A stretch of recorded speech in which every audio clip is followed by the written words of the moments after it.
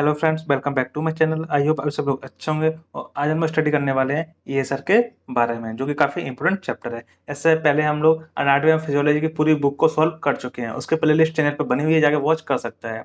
और जो हमारे टेलीग्राम ग्रुप से जुड़ना चाहता है तो उसके लिंक मैंने डिस्क्रिप्शन में दे दिए, जाके ज्वाइन हो सकता है। और आज हम लोग पढ़ने वाले हैं ईएसआर के बारे में। इरिथ्रोसाइट सेडिमेंटेड डेट, इसकी फुल फॉर्म होती है। चलिए वीडियो को स्टार्ट करते हैं। और जिसने अभी तक हमारे चैनल को सब्सक्राइब नहीं किया, चैनल को सब्सक्राइब कर लें और वीडियो को लाइक जरूर कर दें। सबसे पहले बात करते हैं इंट्रोडक्शन की। जब एंटीकोगुलेंट ब्लड को ट्यूब में वर्टिकल पोजीशन में 1 आवर के लिए रूम टेम्परेचर में स्टेंड किया जाता है तो ग्रेविटी के कारण ब्लड सेल्स ट्यूब के बॉटम में सेटल डाउन हो जाती हैं, जिससे 2 लेयर बनती हैं, ऊपर प्लाज्मा और नीचे आरबीसी। उसके बाद ट्यूब के थ्रू ईएसआर का वैल्यू को नोट कर लिया जाता है। ईएसआर क्या होता है? ईएसआर में हम लोग क्या करते हैं, एक ट्यूब होती है, इसके 2 मेथड होते हैं ईएसआर के, एक वेस्टाग्रीन और एक विंटो मेथड। इसमें क्या होता है कि ब्लड को एंटीकोगुलेंट ब्लड को ट्यूब में फिल किया जाता है और वर्टिब्रल उसको 1 आवर के लिए उसे रूम टेम्परेचर पर रख दिया जाता है। उसके बाद उसकी रीडिंग नोट कर ली जाती है। आगे आपको सब कुछ पता चल जाएगा। चलो आगे देखते हैं। सबसे पहले बात करते हैं क्लिनिकल सिग्निफिकेंस की। ईएसआर टेस्ट क्यों किया जाता है? ईएसआर टेस्ट इन्फ्लेमेटरी डिसीज को मॉनिटर और ट्रीटमेंट करने के लिए किया जाता है। ईएसआर टेस्ट क्यों किया जाता है? ईएसआर टेस्ट इन्फ्लेमेटरी डिसीज को मॉनिटर करने के लिए और ट्रीटमेंट के लिए किया जाता है। ESR test non specific test होता है। ये टेस्ट से बॉडी में इंफॉर्मेशन के बारे में पता चल जाएगा, लेकिन किस पार्ट में इंफॉर्मेशन है इसका पता नहीं चलेगा। ये सारे वो नॉन स्पेसिफिक टेस्ट है। अब बात करते हैं स्टेजेस। जो ईएसआर टेस्ट लगाते हैं वो कितने स्टेज में कंप्लीट होता है, उनको देख लेते हैं। सबसे पहले बात करते हैं फर्स्ट स्टेज। पहली 10 मिनट में आरबीसी के द्वारा रोलेक्स का फॉर्मेशन होता है। हम लोग जो ईएसआर टेस्ट होता है उसका इंक्यूबेशन टाइम कितना होता है, इंक्यूबेशन पीरियड कितना होता है, तो 1 आवर का होता है। जब से हम ट्यूब में स्टैंड में लगाते हैं तो जो स्टार्टिंग के जो 10 मिनट होते हैं उसमें क्या होता है, आरबीसी के द्वारा और रोलेक्स का फॉर्मेशन होता है। ये रोलेक्स क्या होता है, जब आरबीसी एक के ऊपर एक चिपकने लग जाती है, जब सिक्कों को एक के ऊपर एक रखा जाता है तो उसको क्या कहते हैं, रोलेक्स कहते हैं। मतलब एक के ऊपर एक चिपकने लग जाती है। जब हम ईएसआर ट्यूब को स्ट्रेन में लगाते हैं तो स्टार्टिंग के 10 मिनट में क्या होता है, आरबीसी के द्वारा ना रोलेक्स का फॉर्मेशन होता है। सेकेंड स्टेज में क्या होता है, नेक्स्ट 40 मिनट में जो रोलेक्स का फॉर्मेशन हुआ है वो रैपिडली सेटल डाउन होने लगता है। पहले के 10 मिनट में क्या होता था, रोलेक्स का फॉर्मेशन हो रहा था। नेक्स्ट 40 मिनट में क्या होता है, जो रोलेक्स बना था उसका रैपिडली सेटल डाउन हो रहा है। टोटल कितने हो गए, 50 मिनट हो गए। अब जो नेक्स्ट लास्ट के जो 10 मिनट है उसमें क्या हो रहा है, आरबीसी का सेडिमेंट स्लो हो जाता है और ट्यूब के नीचे आरबीसी की पैकिंग होने लग जाती है। जो लास्ट के 10 मिनट होते हैं उसमें क्या होता है, जो आरबीसी का सेटल डाउन है वो स्लो होने लग जाता है और जो आरबीसी है उसकी पैकिंग होने लग जाती है। तो इस टाइप से ईएसआर का पूरा मेथड 1 घंटे में कंप्लीट हो जाता है। स्टार्टिंग के ये 10 मिनट, 40 मिनट और ये 10 मिनट मिला के 60 मिनट हो गए। ये 3 स्टेप में ये ईएसआर टेस्ट कंप्लीट होता है।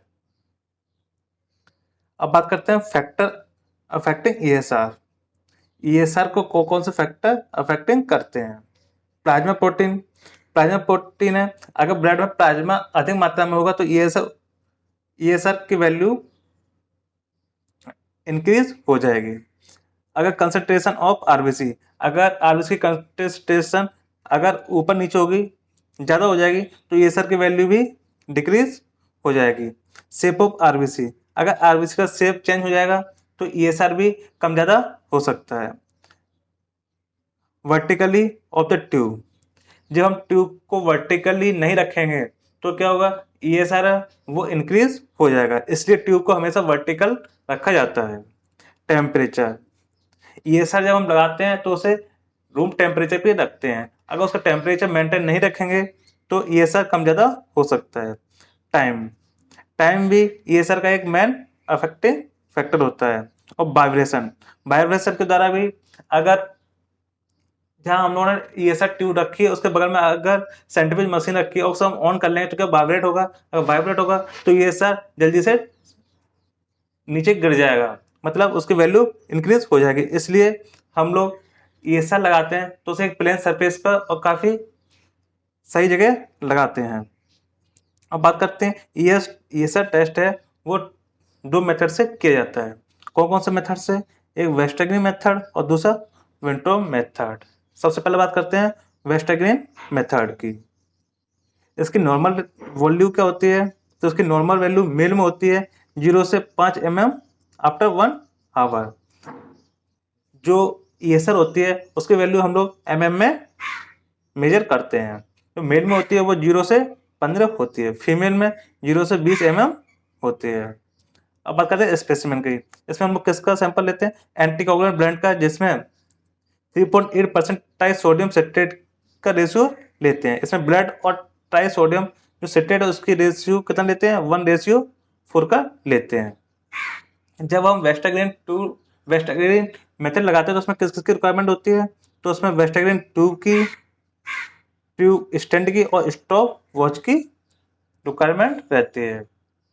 जो ESR टेस्ट है उसके लिए इसका यूज क्या करते हैं? इसमें ESR को मेजर करते हैं। जो वेस्टरग्रीन मेथड है उससे हम लोग किसका मेजर करते हैं? सिर्फ ओनली ESR से ESR को मेजर कर पाते हैं। जो विंट्रो ट्यूब होती है उससे हम लोग PCB और ESR दोनों का टेस्ट कर सकते हैं। और जो वेस्टरग्रीन है उससे केवल ESR। अब बात करते हैं प्रोसीजर की। वेस्टरग्रीन ट्यूब में एंटीकोगुलेंट ब्लड को 300 mm तक फिल करते हैं। जो वेंटोग्रीन ट्यूब होता है उसकी लेंथ कितनी होती है? तो उसकी लेंथ होती है 30 सेंटीमीटर। अगर mm में बात की जाए तो 300 mm। तो उससे हम लोग वेस्टरग्रीन ट्यूब होती है वो एंटीकोगुलेंट ब्लड से 300 mm तक फिल करते हैं। फिर ट्यूब स्टैंड में वर्टिकल पोजीशन में 1 आवर के लिए रूम टेम्परेचर पर रख देते हैं। उसके बाद क्या करते हैं?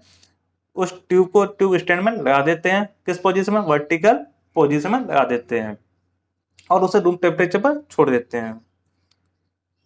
1 आवर के बाद RBC ट्यूब के सेटल डाउन होने जाने के बाद ट्यूब की मार्किंग के थ्रू रीडिंग नोट कर ली जाती है। 1 घंटे बाद हम लोग उसकी रीडिंग को नोट कर लेंगे। अब बात करते हैं विंट्रो ट्यूब की। अभी हमने किसकी बात करी? वेस्टरग्रीन ट्यूब की बात करी।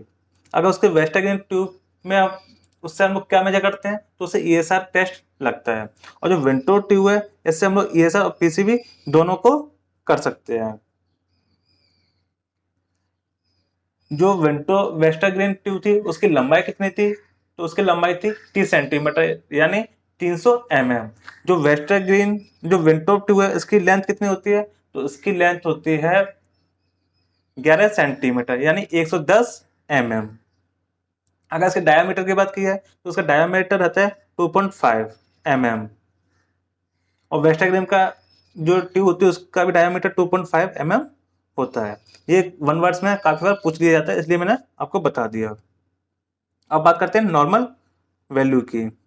मेल में नॉर्मल वैल्यू कितनी रहती है? 0 से 9। फीमेल में 0 से 20। और जो इसमें जो नॉर्मल रेंज रहती है वो मैंने आपको बता दिया। और अब बात करते हैं स्पेसिमेन की। इसमें हम लोग इरेटिए एंटीकोगुलेंट ब्लड का यूज करते हैं।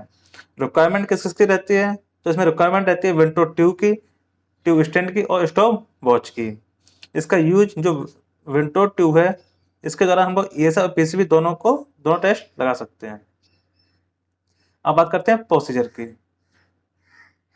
विंट्रो ट्यूब में ब्लड को फिल करते हैं। फिर ट्यूब को ट्यूब स्टैंड में वर्टिकल पोजीशन में 1 आवर के लिए रूम टेम्परेचर पर रख देते हैं। इसमें क्या करते हैं? जो विंट्रो ट्यूब होती है उसमें हम लोग ब्लड को फिल कर लेते हैं और वर्टिकल पोजीशन में 1 आवर के लिए रख देते हैं। 1 आवर के बाद RBC सेटल डाउन होने लग जाती हैं और उस ट्यूब पे मार्किंग को चेक करते हैं और उसकी रीडिंग को नोट कर ली जाती है। अब बात करते हैं प्रिकॉशन की। इसमें क्या क्या सावधानियां, इन दोनों टेस्ट को लगाने के लिए हम लोग क्या क्या सावधानियां रखनी पड़ती हैं, क्या क्या प्रिकॉशन रखने पड़ते हैं। ट्यूब के ब्लड को मार्क तक फिल करना चाहिए। जहाँ तक मार्क होता है वहां तक उसको ब्लड से फिल करना चाहिए। एयर बबल को अवॉइड करना चाहिए। जब हम उसे फिल करते हैं तो उसमें एयर बबल नहीं आने चाहिए। टाइम का प्रॉपर ध्यान रखना चाहिए। टेस्ट लगाते टाइम ट्यूब को वर्टिकल पोजीशन में ही रखें। इसका तो मेन ध्यान रखना चाहिए। अब बात करते हैं इंक्रीज ईएसआर। जो ईएसआर है इंक्रीज किस किस कंडीशन में हो जाता है, तो tuberculosis, HIV disease, arthritis, pregnancy, macrocytic anaemia, viral and bacterial infection, in condition में ये सारा वो इंक्रीज हो जाता है। अगर आपको वीडियो अच्छी लग रही है तो वीडियो को लाइक कर दें, चैनल को सब्सक्राइब जरूर कर दें। अब बात करते हैं डिक्रीज ईएसआर। जो ईएसआर है वो डिक्रीज किस किस कंडीशन में हो जाता है। सिकल सेल एनीमिया में जो ईएसआर है वो डिक्रीज हो जाता है। ल्यूकेमिया में टीएलसी काउंट हाई हो जाती है उस कंडीशन में, और डिहाइड्रेशन की कंडीशन में जो ईएसआर है वो डिक्रीज हो जाता है। मैंने ईएसआर के बारे में आपको सब कुछ बता दिया है। अगर आपको वीडियो अच्छी लगी है तो वीडियो को लाइक कर दें, चैनल को सब्सक्राइब जरूर कर दें। आप नेक्स्ट वीडियो किस टॉपिक पे चाहते हैं कमेंट करके जरूर बताइएगा। चलिए मिलते हैं नेक्स्ट वीडियो के साथ, तब तक के लिए टेक केयर।